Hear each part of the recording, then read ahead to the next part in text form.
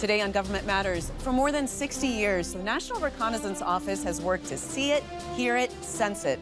The NRO develops, acquires, launches, and operates satellites that collect and deliver ISR, intelligence, surveillance, and reconnaissance data, and delivers that data to warfighters and policymakers.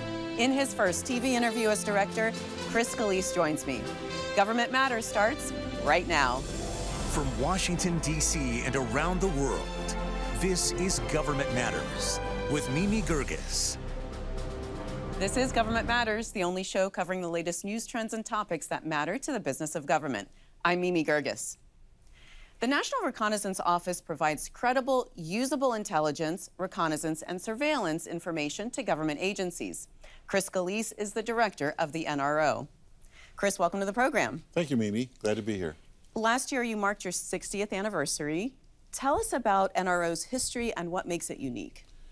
So the NRO, as you said, started about 60 years ago in 1961, and its role then and now is to provide the government, military, policymakers, analysts, and civil agencies information from space.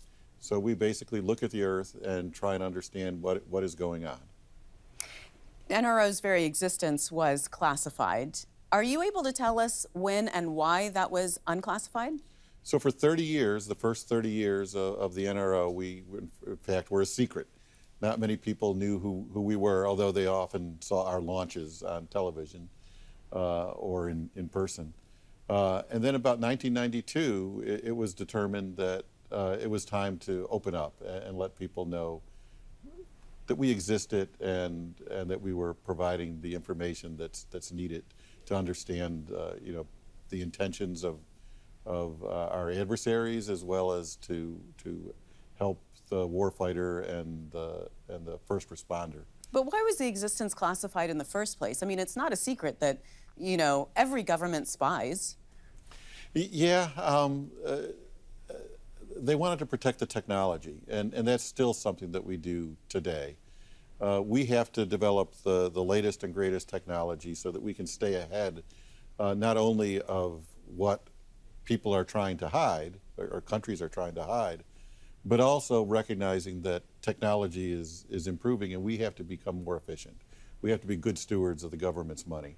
So finding ways to be more efficient requires us to do things.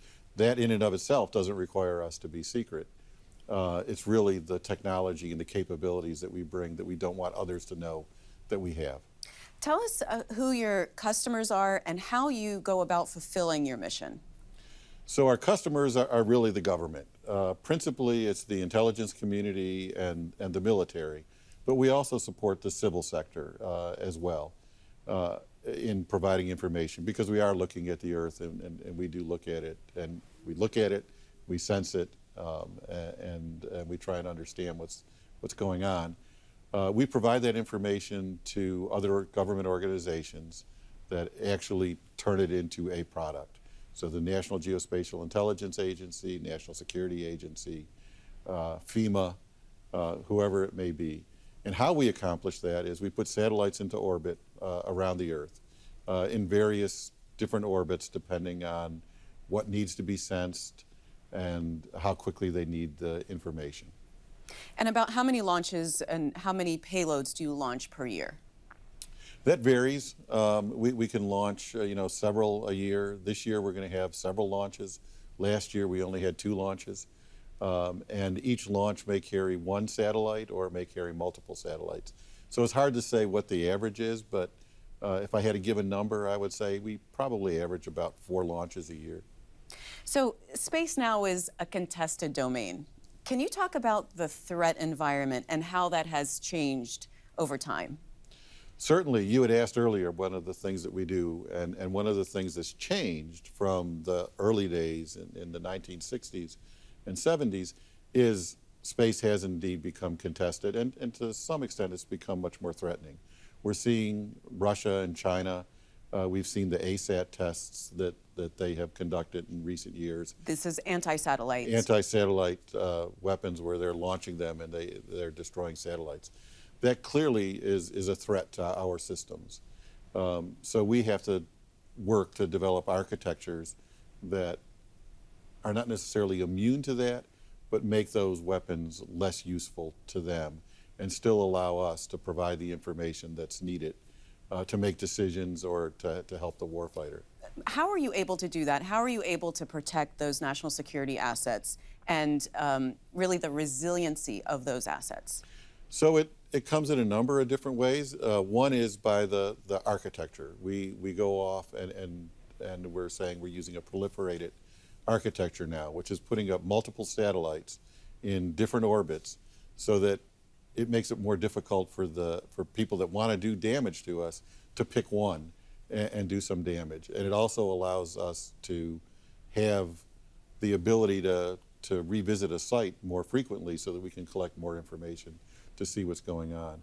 The other area we do is we're diversifying our architecture in a way where we don't just measure the same thing with every satellite, we measure different things. And that way, you can't pick one satellite and say, I'm going to take it out. And then our partnerships. We partner with commercial, we partner with our other government agencies like the U.S. Space Force, that's brand new, and U.S. Space Command, and we partner with international partners. And you put all of those together, and that allows us to have a very resilient architecture. Well, given the importance of innovation to countering the threat and being prepared for the threats, you announced something called the Director's Innovation Initiative. What is that? So that is something that we do with our technology directorate, where we want to go off and explore new and interesting ideas. As we talked earlier, it's very important that we stay ahead and stay current, and they go together. So we want to stay current with the technology. We even want to get ahead of it, looking 5 to 10 years down the road. And that involves trying out new technologies, giving companies and universities the opportunity to propose an idea to us that if it's successful, we can fly it and test it in space and then ultimately see it show up in an operational system. We also use it as a way to bring on new companies and new organizations so they can understand how the NRO works and what our challenges are and what their opportunities to address those challenges are. Chris, you know, there's a lot of commercial satellite companies out there. Imaging cameras are getting smaller, cheaper, better. How are you interacting with those commercial companies? We have a very strong interaction with those companies in multiple ways. We started a few years back recognizing just what you said, that they have some incredible capabilities. So we're working with those companies today. You're seeing some of the products of those as you read in what's going on in Ukraine. Oftentimes those images are being provided. So they demonstrate the capability that's there. It's part of our architecture right now. At the same time, we recognize that they're also developing new capabilities. They're innovating very quickly and they're developing efficient solutions. So we're trying to take advantage of that, and we have now an annual call for companies to go off and propose to us what they want to go off and do. The current one is looking at radars. So we focus on electro-optical, basically the ones that take pictures. This year we're focusing on radar, and we're seeing lots of organizations that have capabilities that we want to take advantage of and learn how they're using, or in the process of developing their capabilities. And then next year we'll be looking at something different. So we want to have a regular cadence of introducing new capabilities and getting ourselves introduced to new companies. You've said this, quote, buy what we can, build what we must. How do you determine the balance between those two? Well, it's getting easier, actually, because the commercial world is developing lots and lots of capabilities that we can take advantage of. So we look at those, and the evaluation process that I mentioned helps us determine what it is that we can really buy and then offload those activities that we would normally build and say, okay, we're going to rely on you going forward in the future. And then we'll build what is not economical or really only has a value to the U.S. government. You know, I wonder what you would tell commercial companies is your biggest need right now or your highest priority. I would say our biggest need is reliable access to their systems.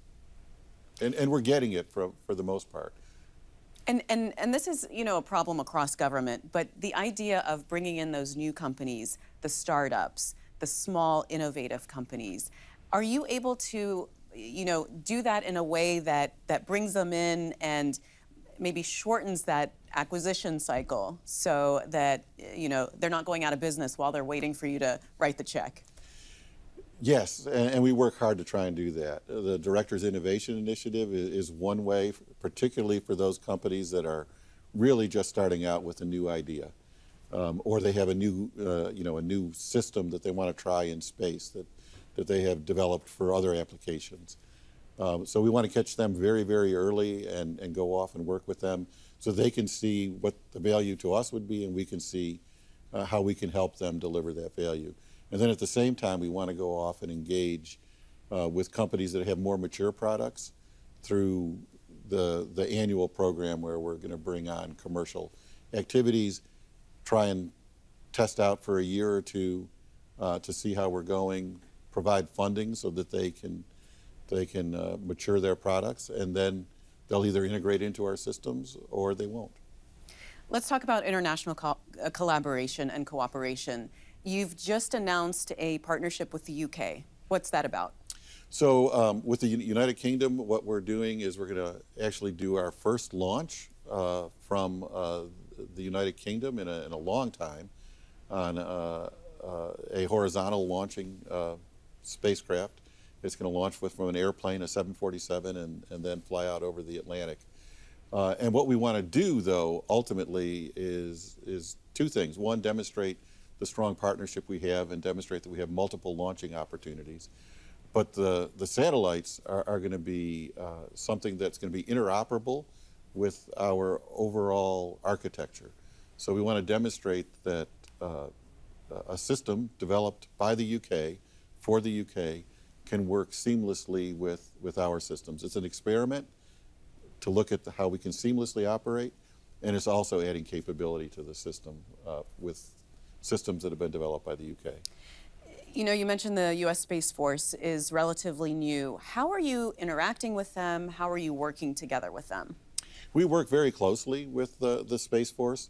They have a role, obviously, in space, largely looking in things that the Air Force used to do. So you can think of missile warning and the weather satellites, their weather satellites, and space domain awareness. But it's more deep than that. We try and work, very closely and coordinate what we do so that we don't duplicate our efforts and we maximize the value for the government. Chris, as you said, the NRO doesn't just have a national security mission. There's also a civil mission as well. First, talk about how NRO's resources are used to help with climate change monitoring. So we look at the Earth, and we look at the Earth in various wavelengths, and that gives us the opportunity to see what's going on. We can help monitor sea level rise. We can support things like natural disasters. For instance, we're supporting the rescue efforts in Haiti. While that's not, strictly speaking, only climate, it's providing information on what is going on.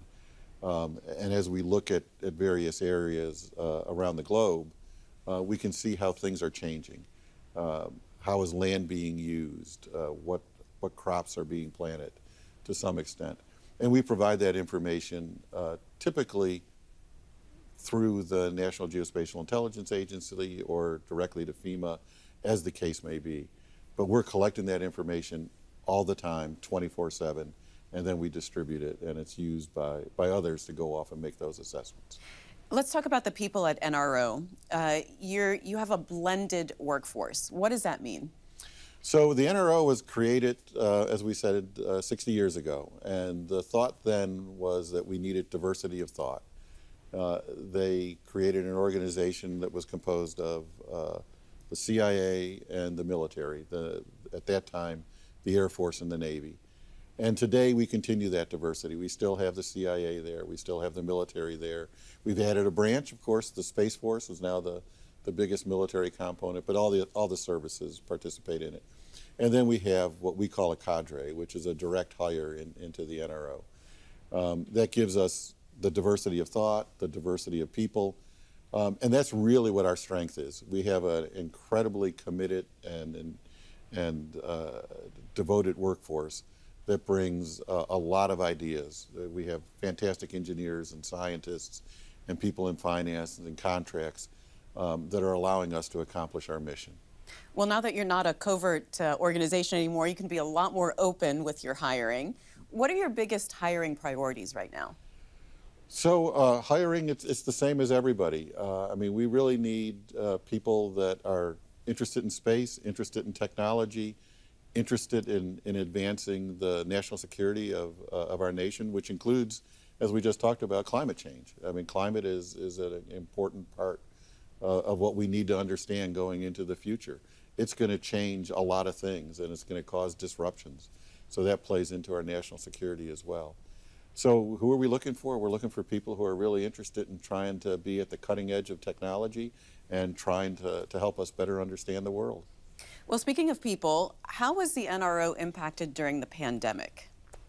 Well, the pandemic, challenged us all. And of course, being an organization that's focused on national security, we were limited in some of the things that we could do. It was very difficult for us to find ways to do telework, for instance, but we did find ways. And I think one of the big things that came out of the pandemic was it taught us that we could operate in different ways. We found out we had greater flexibilities than we thought that we would have before to communicate. 2 years ago, 3 years ago, you wouldn't hear the NRO using Zoom and participating in conferences that way because we'd have to travel there. Now we can participate virtually. It helped us with our recruiting. Before we would go out to universities, and of course, travel budgets are limited. Now with the ability to use virtual methods, whatever they may be, we can now go off and visit 50 or 100 universities during a year and engage with more students to bring them in and have opportunities. The pandemic also highlighted the problems with the supply chain. Oh, yes. I wonder what your biggest concerns are with the resiliency of the supply chain in the space industrial base. The pandemic certainly indicated where there are frailties in the supply chain, and it's something that we're very concerned about, and we're working with industry and with the broader government to focus on certain areas. Certainly, we all know about the microcircuit concerns, but there's raw materials that we have to go off and address, and then various other things in various pieces of the supply chain. So we're engaging, with, as I said, with industry and the government to go off and address those specific areas, as well as the broader area of how much do we bring on shore again, and how much do we rely on offshore capabilities. Chris, what are you able to tell us about how you're supporting the war effort in Ukraine and any lessons learned from watching that war? Well, there's not really much I can say other than clearly we're looking and listening, as we said in the beginning, we're learning a lot about how quickly we can deliver information to analysts and to the combatant commands that are engaged in that. And we're going to take all of those lessons learned and improve our systems. It's going to probably adjust our architecture and tweak things in a little bit, but we're learning a lot. Where's the technology going? What are you most excited about right now? I think the thing I'm most excited about right now is how we're finding ways to integrate our information. So artificial intelligence, machine learning, those types of things coupled with the new technologies that we're able to put in space to proliferate our architectures, to increase our capabilities, is really going to help us better understand what's going on in the world and will help the analysts become far more efficient. Well, Director Scolese, so nice to talk to you. Thanks for coming in. Thank you, Mimi. Glad to be here. Thanks for watching. If you enjoyed the video, give it a thumbs up and subscribe to our channel so you don't miss out on any future Government Matters interviews.